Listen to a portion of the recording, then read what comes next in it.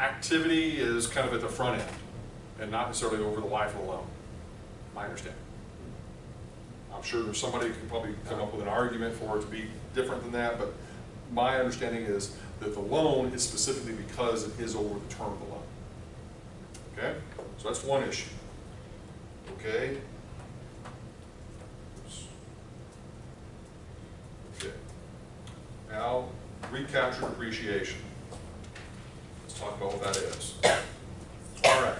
Sorry, what was that 15 before? Oh, 15 was the term. oh, the term. Term of the loan. Just to clear, so you said if it's sold before the 15 years, then you amortize whatever is remaining. So if you have 15 years left. Correct. If you sold, for example, if you sold the property after 5 years, you would have had 5 individual years of the $2,000 a year. And then what would happen at the end of that 5th year, whenever you sell it, then you would get to claim the remaining amount, total amount that's left over. Okay?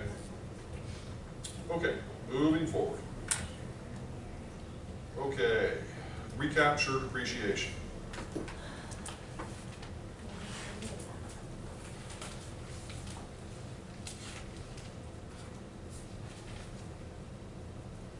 All right, whenever you bought the property, you paid $10 million. You subsequently sold it for $15 million. We said that that $5 million difference was capital gain. What we did not talk about was specifically how this initial basis had been potentially depreciated for several years, okay? So if we go back to kind of our original discussion, we had said that of that $10 million overall, that we said that $2 million was land, and the remaining $8 million was improvements. All right? If that's the case, then this $8 million is what is depreciable. Well, if this were a residential property over 27.5 year depreciable term,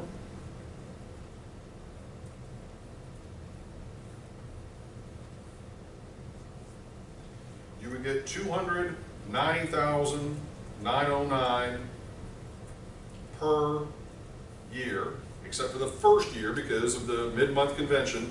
But let's just, for simplicity's sake, in this particular instance, we say that we've got 5 years of depreciation, which equates to $1,454,545 of total accumulated depreciation. Okay? Now, this is where it really starts to get funky, okay? Because this is where, once again, tax world different than real world. Tax world. How much is my property worth at the end of 5 years? How much, for tax purposes, how much is my property worth at the end of 5 years? No. Down 8,600,000. It is, well, no. Okay. We have, this is our original basis, yes? Okay. These were our improvements, that portion of it, but out of those improvements, we basically are subtracting 1.45 million. Okay, so what's really happening, and to shortcut the process a little bit, is we would take that original $10 million total basis, subtract out the $1,454,545. So our adjusted basis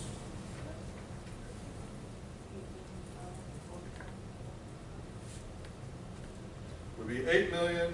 545, 454 would be our adjusted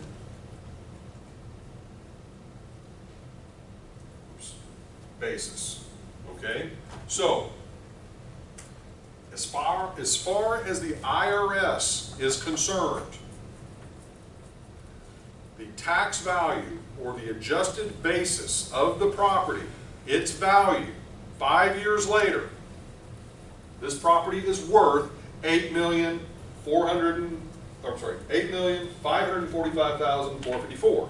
So, okay, now this is where it begins to all hopefully make sense. If I sell this property for this amount, okay, ignoring transaction fees and all the other stuff, if I sell it for this amount, I have zero tax liability. Woo! Party, run down the streets, you know, no tax liability, okay? If I sell it for less than this, I take a tax loss. But if I sell it for something more than this, the IRS is going to get me. And they are going to get me in two ways. They are going to get me with something called recaptured depreciation. Because what is happening is, they're saying, here's how much the property is worth. Because you've already gotten these tax benefits from us for the past 5 years for those depreciation amounts. So now, the fact that you're selling it for more than its depreciated value, that means that basically you're making a profit. So we're going to tax you on that profit. But we're calling that profit recaptured depreciation. So what will happen is this amount, you will ultimately end up paying a 25% tax rate on that 1.45 million. Okay? Does that make sense? It's all, and it is fixed 25%. Now, but, for everything that you sell it above the 10 million, it's only going to be taxed at 15%, because that's the capital gain piece. So but the reason why you're getting taxed on this recaptured depreciation is because the tax benefit that you got for each of those years was actually based upon what? Your marginal tax rate of whatever it was. So if your marginal tax rate was 30-something%, you actually did get some benefit from getting those deductions for those years up until the time of the sale. So there is a difference between 30-something% versus 25. So you're not getting penalized for the full amount of the tax benefit you got for that period of time, but you are getting taxed for the majority of it. Okay? Does that make sense? Now, so 5% up to 10 million. yeah, the difference between your adjusted basis and what the original basis of the property was. Yep. But it's all for 15 million. The 5 million I tax at 15% and the Correct. 1.4 at 25%. Correct. Okay. Quick question, what is that number, 290,909? That is your annual depreciation. So annual, Okay. Okay. All right. And then the final topic was to separate out the interest from the principal on your mortgage. So Okay. for the recap depreciation, you're just gonna pretty much, ask us throughout the steps, and then we just need to find the adjusted basis? Or Right. what's being I- taxed? Once again, what I could just simply do is just simply say, okay, look, here is the dollar amount of that you bought the property for. Here is the amount of depreciation that you've accumulated over a period of time. Calculate the adjusted basis, and then also calculate how much you would be paying in income tax for that recaptured depreciation. So for the capital gain, which number do you use? Whatever I give you. I In mean, this case, would it be? in this case, the only capital gain would be above the $10 million. So the 15 million is what we're selling it for, so 5 million would be the capital gain. So Now, the part where we're not getting into, but we can, but not tonight, would be, and we may explore this in the next class session, would be to get into all of the implications of your mortgage, okay? And some of the stuff that you had brought up tonight, you know, about if you refinance and you pull out that money, it's tax-free and all that other sort of wonderful stuff, but we're not getting into that tonight, okay? All right, now, okay, so the final thing was separating out the interest expense. All right, so let's just say that we have an $8 million mortgage.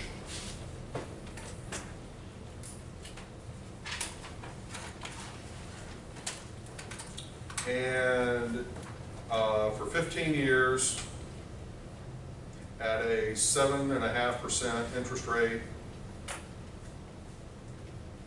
All right, so first of all, we want to calculate what's our payment going to be on that. All right, so let me just go ahead and let me set it up nicely. Monthly? I'm sorry, 12 payments per year, monthly, yes. So 12 payments per year, 8 million as our present value,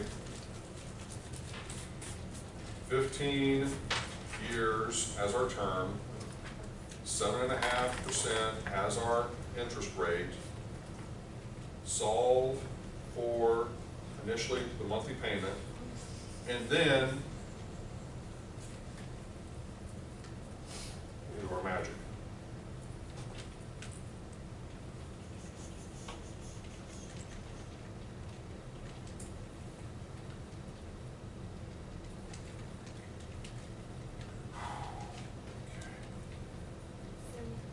$74,160, 98.99. Okay, so that gives us our payment, but that's not what we want. That's our monthly payment, by the way.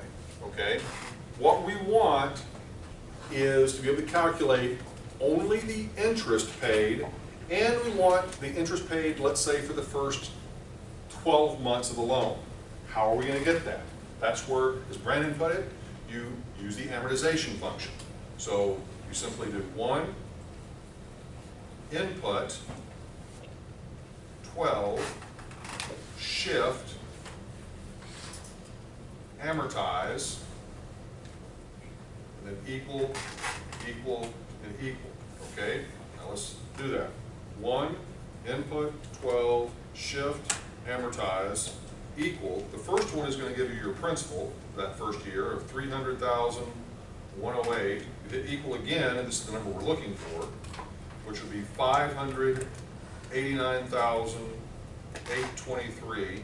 Okay, and if we hit equal again, this gives us our balance at the end of the year of $76,99,891. Okay, but this number right here, that $589,823, that is our total interest paid for the first 12 months of this loan. Now, if you want to kind of back into this and kind of show you a little bit about where it comes from, if you were to take the monthly payment of the $74,160.99, multiply that by 12,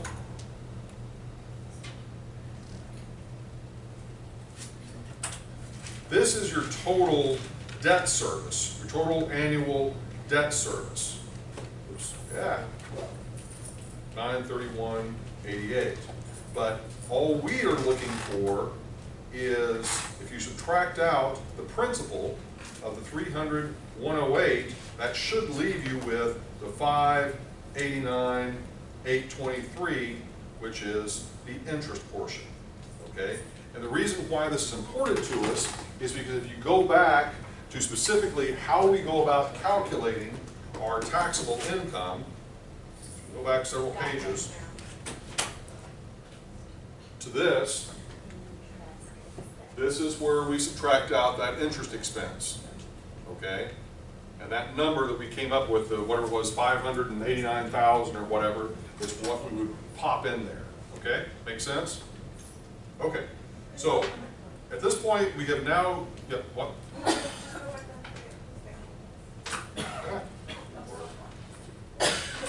Okay, so now we've to my recollection,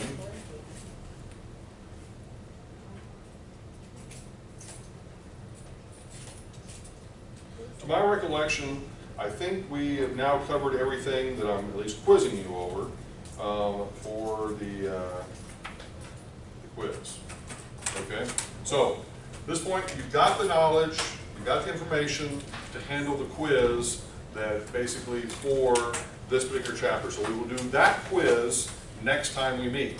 Now, tonight, the remainder of the night, it is now 9:30, and class technically ends at 10:30, but I'll give you, since we're a little bit late, if you need a little bit more time, I will give it to you, but now for those of you, with probably the exception of Dustin and Harold, who've got 97s on the first quizzes, are probably not, I don't know whether you guys, are you guys going to take the test? I want to beat them, I'm going to take it again. Okay, there you go. What was the second one? I see the degree. Well, I'm sorry? The last number, the seven. That is simply the outstanding balance on the loan, which we don't really need. The last three ones, I'm sorry, because we were concerned with the math and how to. So all this is, this one is telling you, this is the principal that was paid, this is the interest, this is the balance. Okay. All right, so for the test that you're about to take, this covers, once again, the material that we did in the last class session on the handouts 1 and 2. This test is worth 30% of your grade. It will replace your grade on the first 2 quizzes if it is higher than your grade on the first 2 quizzes. If your quiz grades were higher than this, then you get that grade. So it's, in other words, you get the better of the 2 deals, okay? Which one is higher? You've got the remaining time to take it. It is, as I said, 30 questions. It is identical to the quizzes, with the exception I changed the numbers. So all the wording is identical. But this is closed book, closed notes, closed computer, everything pretty much off your desk, no notes, nothing, get all of it out of the way. Sure.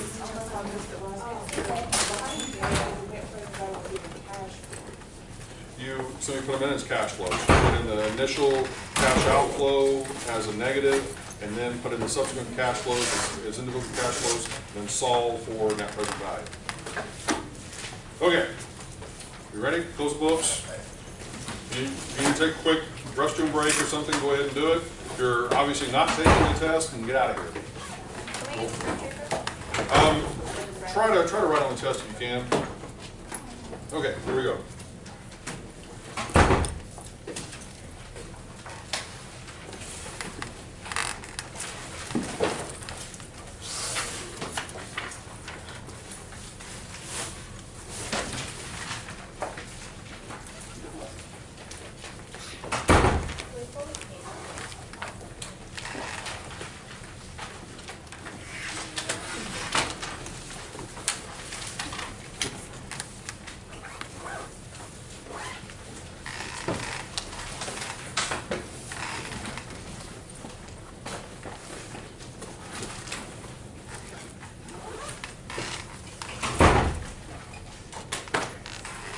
Second one? Yeah. Oh, Good night.